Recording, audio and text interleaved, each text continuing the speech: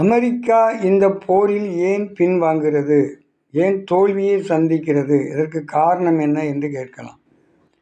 அதாவது ஈரான் நாட்டுக்காரங்க மற்ற நாட்டு மேலே அந்த ஏவுகணையில் ஏவும்போது யார் மேலே விழுந்தாலும் அது ஆபத்து உண்டாகும்.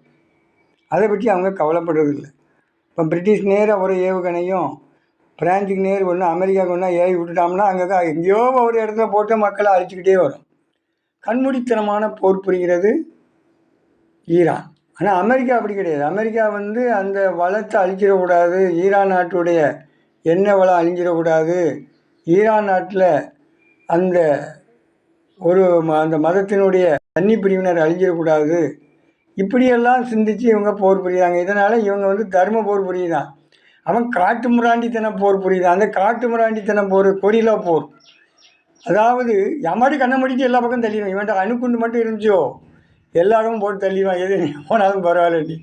அதனால் இவன் கையில் அணுக்குண்டு சிக்கிச்சுன்னா போச்சுன்னு எல்லாரும் பயந்து சாவுறாங்க. ஆகவே ஈரானை தாக்குவதற்கு அமெரிக்கா கொஞ்ச நேரம் போதும்.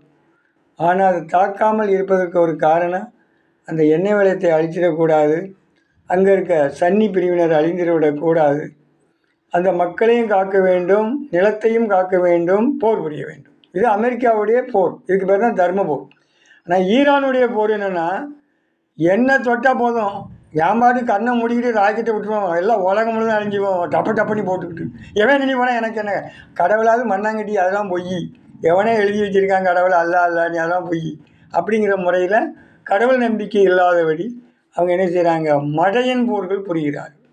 அதனால் அந்த மடையன்களுக்கு செவி கொடுக்குற மடையர்கள் எல்லாம் அவர்கள் நரகத்தை அடையவும், அமெரிக்காவுக்கு செவி கொடுக்குற நீதிமான்கள் எல்லாம் நித்திய ஜீவன் அடையும்படிக்கு இந்த போர் நடக்கிறது.